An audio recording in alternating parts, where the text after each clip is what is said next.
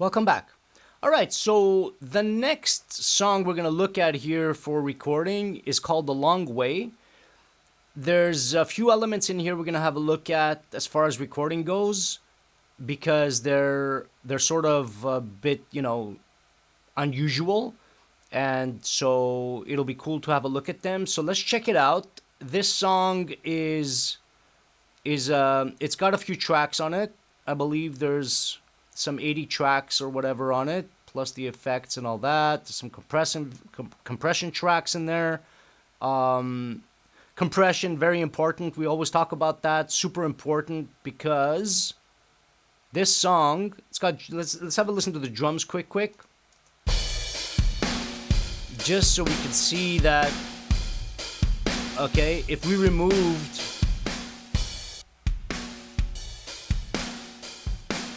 Okay.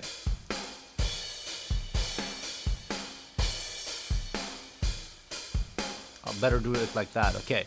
All right. So the drums that we're looking at here. Okay. In Easy Drummer, of course. So these are the drums that we recorded. Okay. So we didn't really record them, obviously. Okay. So.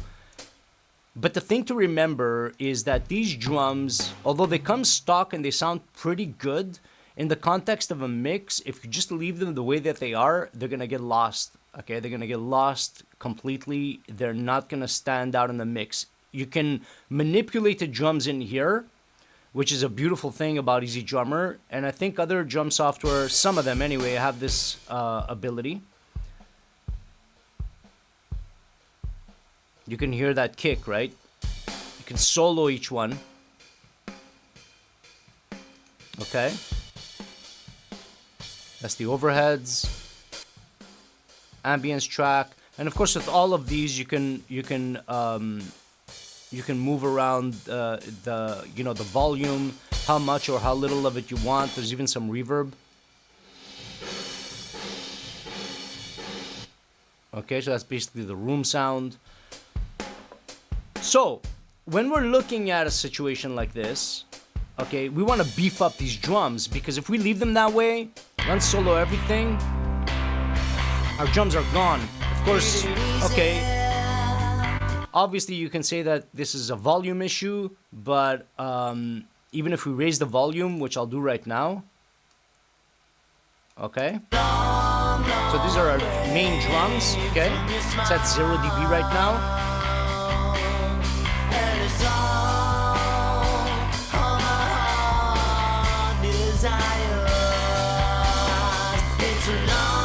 You can hear them, but you can also hear that the cymbals are louder than the rest of the kit. If I go too high, the cymbals, forget the clipping, but the cymbals, you see how they're, and I still can't hear the kick. Not really, it's there, but it's really competing with the bass guitar. The snare is not popping. It's not really happening, okay? Instead of that, we've got here, if we unmute and do that, this is the difference, okay? With processing. Long, long way from your smile, and it's all you hear that kick popping through? The snare popping through? The cymbals under control? It's got its own little pocket of space there, doesn't it? And the reason for that is because of processing. So the way that this works here in Reaper, okay, you can have folders. So whatever you do within this folder, everything under it will be affected by whatever you put here in your effects, okay? So it's almost like a master effect thing for like a group of tracks, okay? That's all the drums. You see here, it comes out of the bass is not part of it. You see that? Okay? And all of them, pretty much all the tracks are being grouped into the 2-bus. This is just so I could monitor levels. And then everything is being grouped into the mix bus, what I call, okay, you run out of names for these things, but the mix bus which is getting this this mix down compressor that I love, CLA, crystalloid algae, whatever, whichever way you pronounce that, is everything is coming through here. There's a little more. You see, you can affect different things here. But anyway, let's not get off the topic here, which is the drums, and which is what we're looking at is basically creating a sound drum kit that will pop through the mix and will actually be the centerpiece, because it is, of this song, energy wise, but also when it comes to just like driving the song, driving the energy of the song. Okay, so what are we doing here? So in this folder track, we've got these effects. This Kramer tape stereo, what is it doing? Well, the best way to figure out what anything is doing is to turn it off, okay? And see what it's like without it.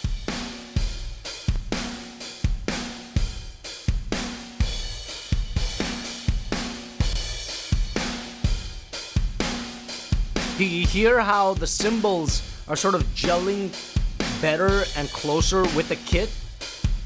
Listen to the cymbals. Pay attention to the cymbals.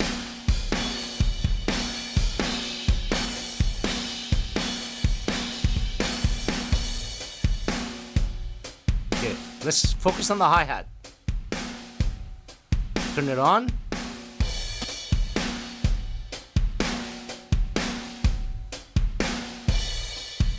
A bit more present, right? Okay. Then we have the CLA mix down, which is the same one that we have up here. I love this plugin. It's amazing. Okay. Without it.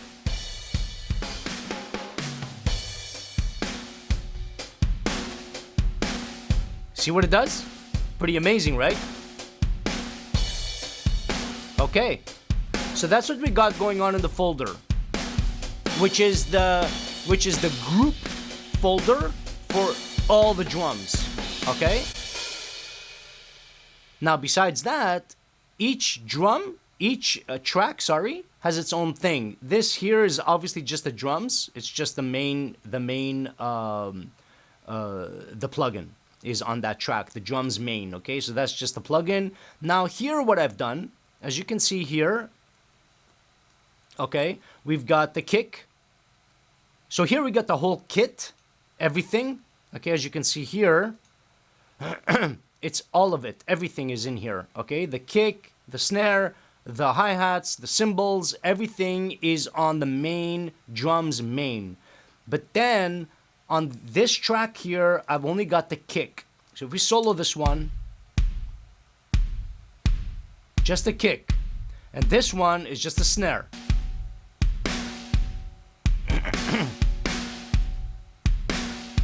Okay? And here, I've got a different kick for these verses, okay? Softer. Check out the difference.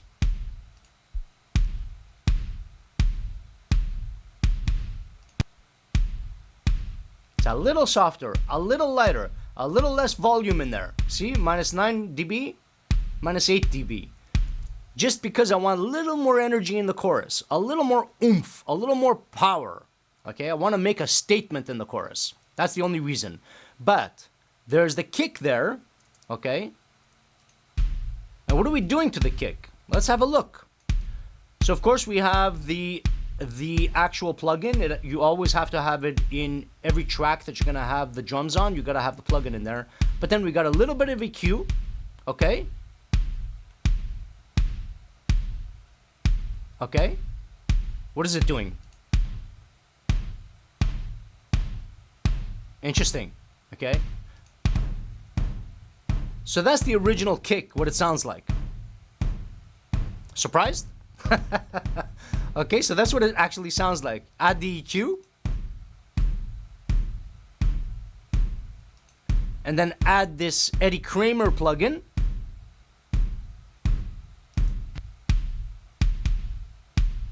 Okay? Which is basically designed for drums. I mean, this guy is obviously one of the best engineers, mixers. You know, this guy just has worked on some incredible projects. Eddie Kramer is like an industry legend, okay? But anyhow, he's got his own plugin thing, just like, Chris Lord-Alge has his own, and a bunch of other engineers, mixers and stuff work with Waves and other companies to create their own plugins. But anyway, so this one, you can work on the treble, the bass, you can work on a lot of different things. Here I have it on the bass drum setting, but you could put toms, overheads. With each one, you're going to get a different sound. But each one is designed for the particular part of the drum kit, okay? I like this one because it pops out. All right? So that's what we're doing to the kick. And then we got the snare as well. What are we doing to the snare? So we got, of course, we got the app there, the plugin, sorry. Then we got some more EQ on that.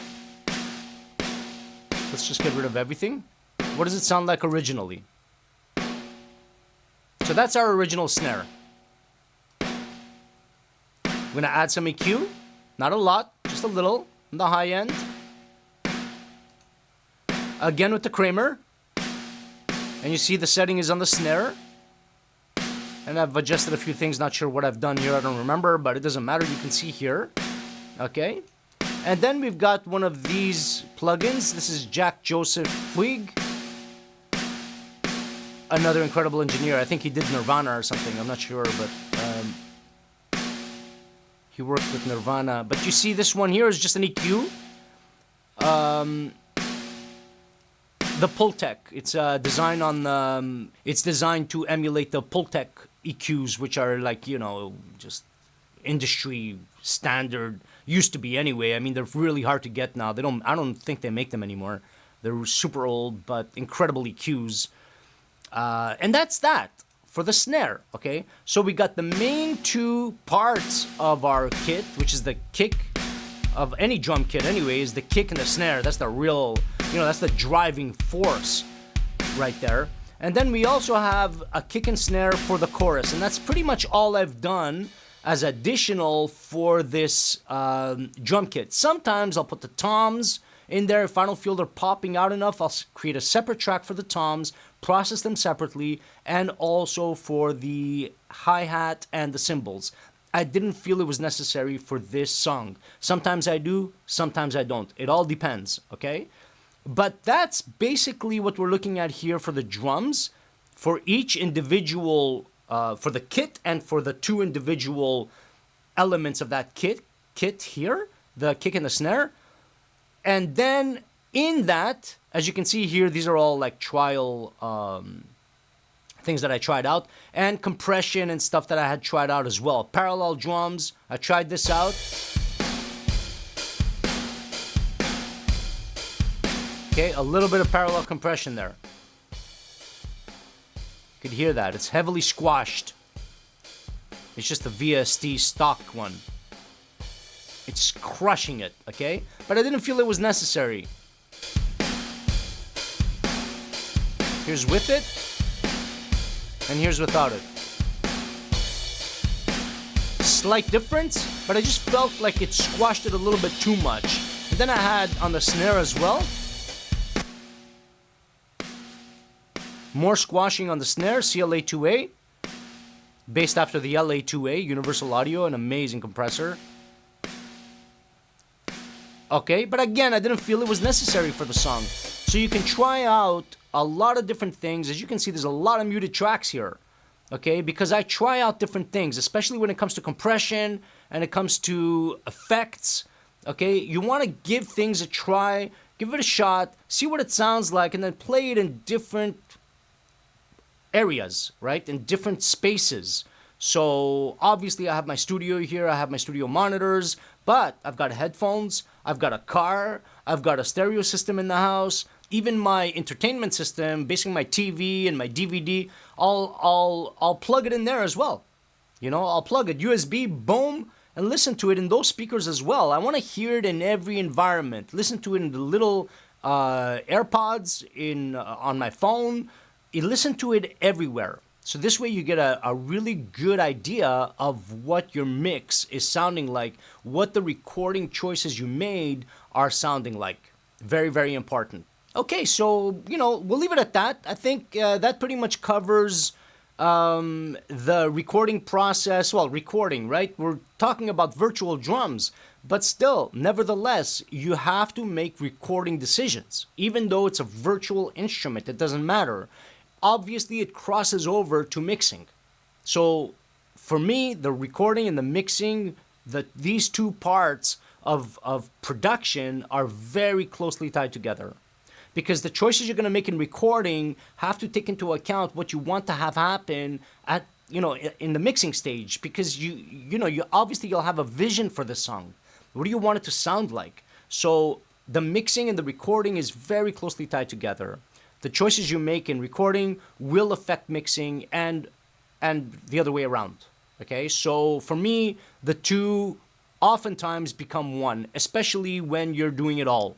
When you're the producer of this thing, you're the writer, you're the producer, you're doing everything. Or if you're working with a band and you're, helping them record and you're helping them mix and you're helping them do everything, maybe you're even helping them write the songs. So you're heavily involved in every aspect of production. So you got to take all these elements and all these choices come into play. So it all starts with a vision. Obviously, you have to have an idea of what you want this thing to sound like, right? So anyway, we'll leave it at that. Hopefully that helped you out in some way, and I look forward to the next one. Take care.